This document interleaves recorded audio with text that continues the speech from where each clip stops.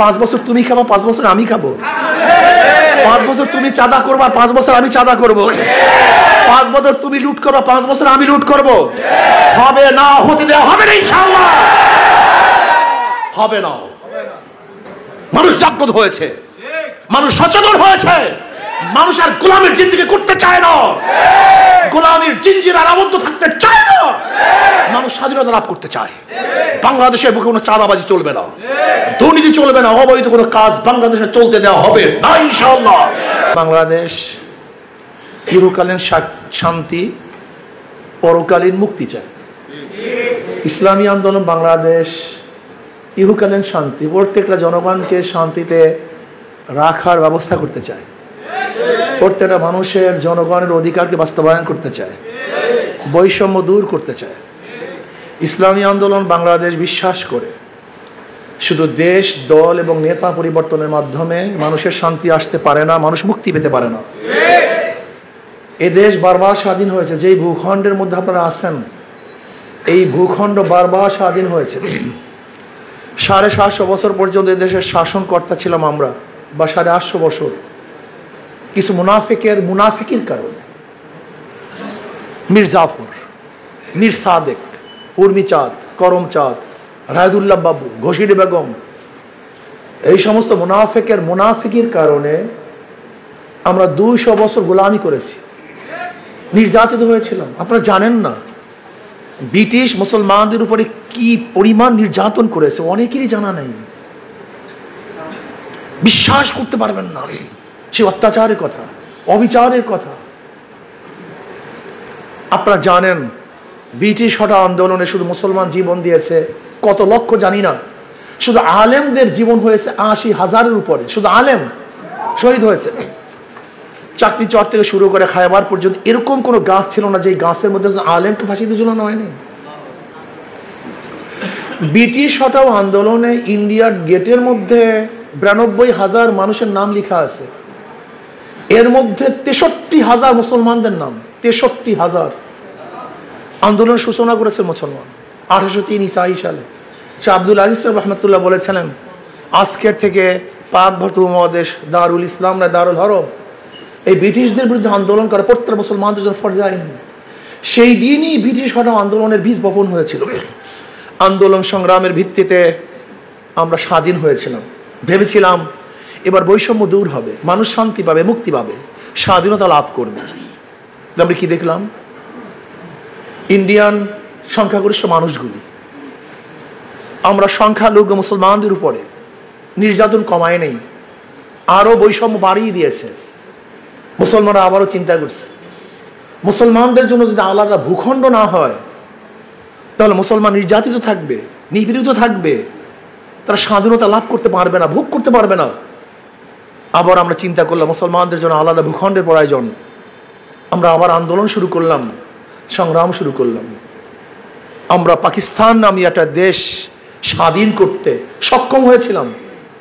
আপনারা জানেন পাকিস্তানের পিছনে ভূমিকা ছিল একমাত্র মুসলমানদের, অন্য কারণ না, একমাত্র মুসলমানদের কারণেই এই দেশ স্বাধীন হয়েছিল।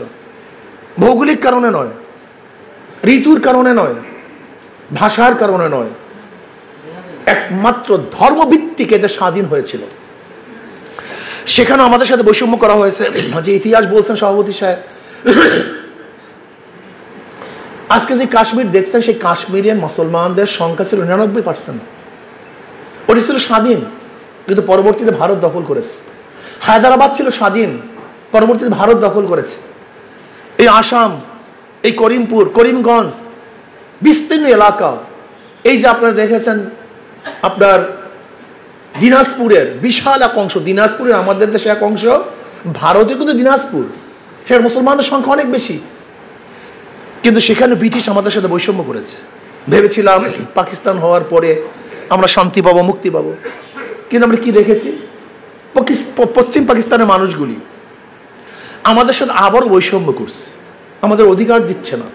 ভেবেছিলাম যদি পশ্চিম পাকিস্তান থেকে আমরা আলাদা হতে পারি তাহলে মুক্তি পাবো, শান্তি পাবো, বৈষম্য দূর হবে। আবার আন্দোলন করলাম, সংগ্রাম করলাম, বহু মানুষ জীবন দিয়েছে, রক্ত দিয়েছি। ভেবেছিলাম এবার মুক্তি, এবার শান্তি। আপনি কি জানেন বাংলাদেশ স্বাধীন হওয়ার পিছনে স্লোগান কি ছিল? কি স্লোগান ছিল? 6 দফা না, 11 দফা না, 18 দফা না, 21 দফার কোনো স্লোগান ছিল না। মাত্র 3টা স্লোগান ছিল। কয়টা স্লোগান? 3টা। সাম্য, মানবিক মর্যাদা, সামাজিক ন্যায় বিচার। সাম্যতা চাই। কিসের পশ্চিম পাকিস্তান, কিসের পূর্ব পাকিস্তান?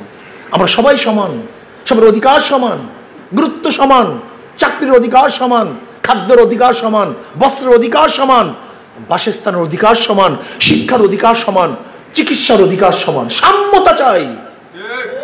কিসের সৈয়দ, কিসের চৌধুরী, কিসের তালুকদার? না, মানব জাতি যারাই থাকবে সবাই সাম্য। আমরা সাম্যতা চাই। কিসের মুসলমান, কিসের হিন্দু, যারা বাংলাদেশের নাগরিক প্রত্যেক অধিকার সমান থাকবে। এই সাম্যতার জন্য আমরা আন্দোলন করে স্বাধীন হয়েছিলাম। মানবিক মর্যাদা, আশরাফুল মাখলুকাত, এই মানুষদেরকে সম্মান করতে হবে, ইজ্জত করতে হবে। ঋষি হোক, কামার হোক, চাষি হোক, মজদুর হোক, গোলাম হোক, চা বাগানের একজন কর্মচারী হোক না কেন, সে চাই যত গরিব হোক না কেন, নিম্ন শ্রেণীর হোক না কেন, আশরাফুল মাখলুকাত, আল্লাহ পাকের শ্রেষ্ঠ জীব, এদেরকে সম্মান করতে হবে, ইজ্জত করতে হবে। কিন্তু আমরা কি দেখেছি? আজকে কুকুর করে শ্রদ্ধা করে, সম্মান করে, স্নেহ করে, মমতার হাত বুলিয়ে দেয়। আজকে কুকুরকে নিজের হাতে খাইয়ে দেয়। অথচ আশরাফুল মাখলুকাত ডাস্টবিনে এক মুষ্টি খাদ্যর জন্য কাক এবং কুকুরের সাথে লড়াই করতে আসে। আজকে ওরা কুকুরকে বিছানায় উঠায়, আর আশরাফুল মাখলুকাত তার রাস্তায় ঘুমাচ্ছে। আজকে ওরা কুকুরের জন্য ডায়াফ্রামের ব্যবস্থা করে, অথচ আশরাফুল মাখলুকাত খোলা আকাশে নিয়ে ঘুমাচ্ছে। আজকে ওরা কুকুরের জন্য পোশাক বানায়, কিন্তু আশরাফুল মাখলুকাত বস্ত্রহীন ভাবে চলাফেরা করছে। ওরা কুকুরের জন্য হাজারো খাদ্য যোগায়, আর আশরাফুল মাখলুকাত ধুকে ধুকে খাদ্যের অনাহারে মরছে। আজকে ওরা কুকুরের জন্য চিকিৎসার ব্যবস্থা করে, হসপিটাল করে, আর আশরাফুল মাখলুকাত একটা প্যারাসিটামল ট্যাবলেটের অভাবে ধুকে ধুকে মরছে। এটা আমরা চাই না। আমরা কি চাই? এই আশরাফুল মাখলুকাতের ইজ্জত চাই, সম্মান চাই, তাদেরকে শ্রদ্ধা করতে চাই, মর্যাদা দিতে চাই, মোহাব্বত করতে চাই, ভালোবাসতে চাই। সে ধনী হোক, গরিব হোক। যেরকম জনাব মুহাম্মদ রাসূলুল্লাহ সাল্লাল্লাহু আলাইহি ওয়াসাল্লাম বেলাল হাবশির মতো গোলামকে, বেলাল হাবশির মতো গোলাম, নিজেও গোলাম, বাবাও গোলাম, দাদাও গোলাম, 1 টাকার মালিক ছিলেন না, 1 শতক জমির মালিক ছিলেন না। এই গোলামজাত গোলামকে নবী আলাইহিস সালাতু ওয়াস সালাম মর্যাদা দান করেছেন, সম্মানিত করেছেন, এত ইজ্জত দান করেছেন। হযরত ওমর ইবনে খাত্তাব রাদিয়াল্লাহু তাআলা আনহু সম্বোধন করার সময় বলছেন কি, সাইয়্যিদুনা বেলাল, আমাদের সর্দার বেলাল। আমি চাই প্রত্যেকটা ঋষি, কামার, মজদুর, জেলে, তাঁতি, শ্রমিক, মজদুর আশরাফুল মাখলুকাতকে শ্রদ্ধা করতে, সম্মান করতে, ইজ্জত করতে, তাদের পাশে দাঁড়াবার জন্য ইসলাম, তাদের পাশে দাঁড়াবার জন্য ইসলাম দুনিয়াতে আসছে। তাদেরকে ইজ্জত ওয়ালা করার জন্য, সম্মানিত করার জন্য ইসলাম দুনিয়াতে আসছে। ক্ষুধা নিবারণ করার জন্য দুনিয়াতে আসছে। যখন মহিলাদের কোনো সম্মান ছিল না, ইজ্জত ছিল না, জনাবে মুহাম্মদ রাসূলুল্লাহ সাল্লাল্লাহু আলাইহি ওয়াসাল্লাম সেই আমার মা জাতিকে সর্বোচ্চ সম্মান এবং ইজ্জতে ভূষিত করেছেন। এর নাম ইসলাম। আমরা সামাজিক ন্যায় বিচার প্রতিষ্ঠা করতে চাই। আজকেও দেখেন 71 বছর পরে, সেই 71 যুদ্ধের পরে আজকে 2025-এও আমরা ন্যায় বিচার প্রতিষ্ঠা করার জন্য আন্দোলন করছি, সংগ্রাম করেছি। সব জায়গায় বৈষম্য।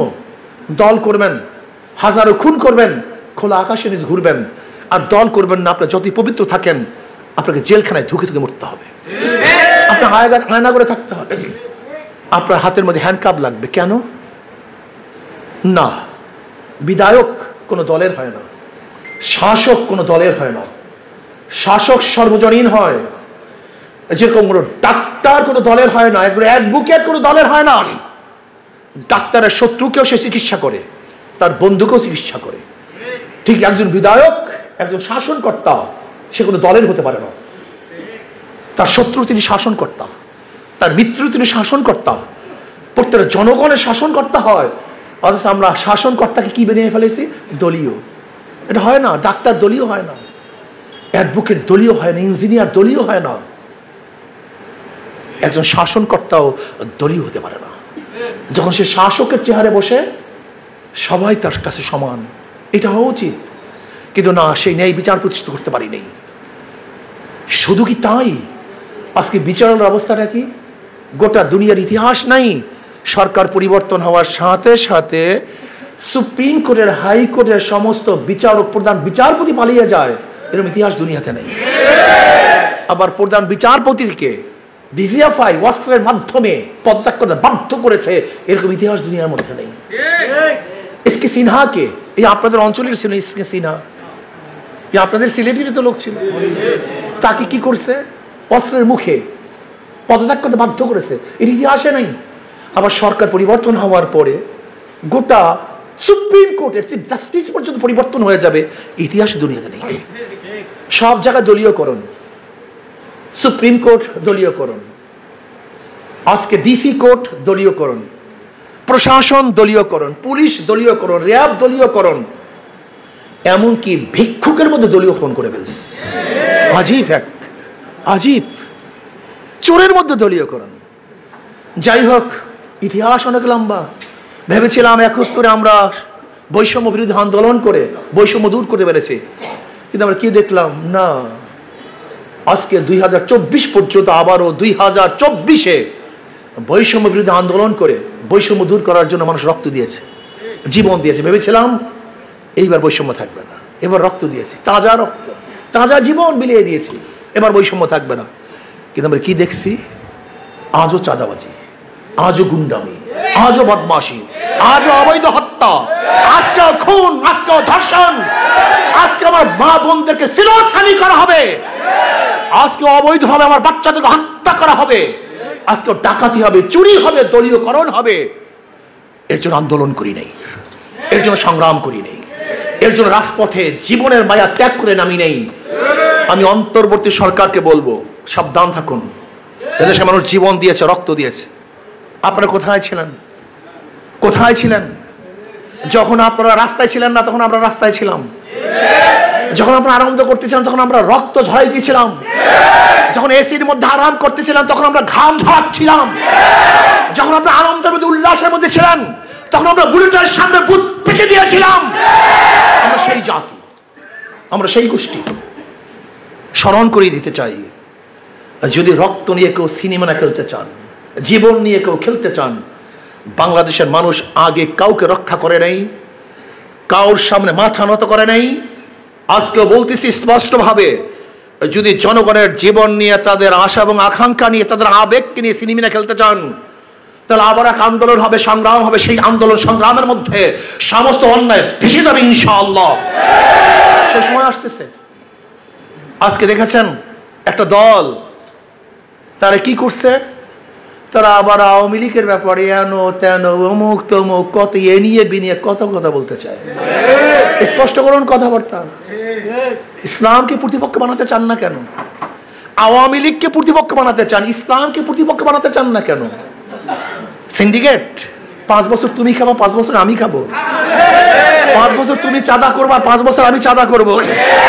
5 বছর তুমি লুট করবা, 5 বছর আমি লুট করবো। হবে না, হতে দেওয়া হবে না ইনশাআল্লাহ। হবে না। মানুষ জাগ্রত হয়েছে, মানুষ সচেতন হয়েছে, মানুষ আর গোলামের জিন্দেগি করতে চায় না, গোলামের জিঞ্জিরার আবদ্ধ থাকতে চায় না, মানুষ স্বাধীনতা লাভ করতে চায়। বাংলাদেশের বুকে কোনো চাঁদাবাজি চলবে না, দুর্নীতি চলবে না, অবৈধ কোনো কাজ বাংলাদেশে চলতে দেওয়া হবে না ইনশাআল্লাহ। সচেতন থাকুন। সিন্ডিকেট বন্ধ করতে হবে, সিন্ডিকেট দূর করতে হবে। মানুষের অন্ধ নয় যে মার্কা দিবেন আর চক্ষু বুঝে সেই মার্কায় ভোট দিবে, সেদিন শেষ হয়ে গেছে। চক্ষু বুঝে মার্কায় ভোট দেওয়ার দিন শেষ। মানুষের চক্ষু উন্মোচিত হয়েছে, মানুষকে আলো চশমা খুলে ফেলছে, মানুষ সব কিছু দেখতে পারতেছে। আমি বিশ্বাস করি ওরা ইসলামকে প্রতিপক্ষ বানায় না কেন? ওরা জানে যে একবার ইসলাম ক্ষমতায় আসে, ওই যে না বলছিল আপনাদের শুনুন যে কালো বিলাই, মনে আছে তো? থলের থেকে কালো বিড়াই বেল হয়ে যাবে। ইসলাম যদি একবার ক্ষমতা আসে তাহলে ওদের সমস্ত চরিত্র উন্মোচন হয়ে যাবে। অনেকেই মনে করতেছেন কি ইসলাম মনে হয় কেমন কেমন কেমন কেমন কেমন না। ইসলাম আপনাদের, ইসলাম আপনাদের জন্য আসছে দুনিয়াতে, শান্তি দেওয়ার জন্য, মুক্তি দেওয়ার জন্য। যখন জাহিলি যুগ ছিল, মানুষের হানাহানি, মারামারি, কাটাকাটি ছিল, খুনাখুনি ছিল, ধর্ষণ, অবৈধ কাজ ছিল, সেই সময়তেই জনাবে মুহাম্মদ রাসূলুল্লাহ সাল্লাল্লাহু আলাইহি ওয়াসাল্লাম আমাকে নীতি আদর্শ নিয়ে আসছেন, যে নীতি আদর্শ সমস্ত জুলমাত, অন্ধকারকে দূর করে স্পষ্ট সূর্য আপনাদের সামনে উদিত করেছিলেন। সে নাম ইসলাম। আপনারা ভয় পাচ্ছেন কেন? সাংবাদিকরা ভয় পায়, শিক্ষিত মানুষরা ভয় পায়। ইসলাম আসলে আমার ঘুষের অবস্থাটা কি হবে, আমার সুদের অবস্থাটা কি হবে, আমার দুর্নীতির অবস্থাটা কি হবে, আমার ডাকাতির অবস্থাটা কি হবে? এগুলো লাগবেই তো না আপনার ডাকাতি করা, চুরি করা লাগবেই না, ঘুষ খাওয়া লাগবেই তো না। বরং আপনার চরিত্র গঠন হয়ে যাবে, আপনার আদর্শ গঠন হয়ে যাবে। আপনি চাকরির থেকে যে প্রাপ্তি পাবেন তাতে আপনি যথেষ্ট মনে করবেন। হাই থাকবে না, লোভ থাকবে না। যখন আপনার পাশের চেয়ার চুরি করে, এর জন্য আপনার মধ্য চোরের লোভ চলে আসছে। কিন্তু আপনার পাশের যখন চেয়ার চুরি করবে না, আপনার মধ্যে চোরের ভাবনাও আসবে না। আমরা আদর্শ ভিত্তিক কান্ট্রি করতে চাই, আর আদর্শ ভিত্তিক রাষ্ট্র করতে চাই। যে আদর্শ ভিত্তিক রাষ্ট্রের কারণে আপনি এমনিতে ভালো হয়ে যাবেন, এত টেনশন করিয়েন না। আর সবচেয়ে বড় কথা হলো, ইসলাম আসছে গরিবদের জন্য, ইসলামের গোটা অর্থনীতি গরিবদের জন্য, অথচ গরিবরা ইসলাম পছন্দ করে না। বিয়াকু ইসলামের জাকাত গরিবদের জন্য, সদকা গরিবদের জন্য, ফিতরা গরিবদের জন্য, ওশর গরিবদের জন্য, মানত গরিবদের জন্য, দান গরিবদের জন্য। ইসলামের গোটা অর্থনীতি গরিবদের জন্য। ইসলামী অর্থনীতি গরিবদেরকে ধনী বানায়, আর বড়লোকদের ভারসাম্য রক্ষা করে। আর পুঁজিবিদ অর্থনীতি গরিবকে মারে, ওদের গলা টিপে ওদেরকে গরিব বানায়, আর ধনীদেরকে শুধু ধনী বানায়। আপনি কি জানেন বাংলাদেশের গোটা অর্থনীতি মাত্র 20 জনের কাছে, 20 পরিবারের কাছে, এই 18 কোটি মানুষের কাছে যে টাকা আছে, মাত্র 20 পরিবারের কাছে সেই টাকা। আপনি কি জানেন অর্থনীতির অবস্থা কি? মাত্র 20 পরিবারের কাছে, হয়তো তাদের ছেলে মেয়ে 3-4 জন, এক একজন, স্বামী স্ত্রী 2 জন, আর পোলা মাইয়া 2-3টা, বা একটাও নাই অনেকের। এই যে সালমান এফ রহমানের এত হাজার হাজার কোটি টাকার বাচ্চাই তো নেই। আমরা কথা বুঝেন না কেন? এই যে আমির হোসেন আমু টাকা ছাড়া কিছু বুঝতোই না, কোনো বাচ্চাই নাই তার, আপনারা জানেনই না। এই যে ওবায়দুল কাদের, তার কোনো বাচ্চা কিচ্ছু নাই, আপনারা তো জানেনই না। এরা শুধু টাকা কামায়, কিন্তু কে খাবে তাও জানে না, এত লোভী হয়ে গেছে এরা। পদ্মব ইসলাম হুকুমত কায়েম করার চেষ্টা করে তৌফিক দান করেন। তবে শেষ কথা হলো, ইসলামী আন্দোলন বাংলাদেশ কথায় কাজে মিলাস। যেমন আমাদের মার্ক হলে হাত পাখা মার্কা, কারেন্ট ফেল করে, হাত পাকা ফেল করে না। যারা নৌকা নিয়ে নির্বাচন করে গরিবদের প্রতি, কিন্তু ওরা নৌকার প্রতি সেবক না, ওরা গরিবদের সেবা করে না।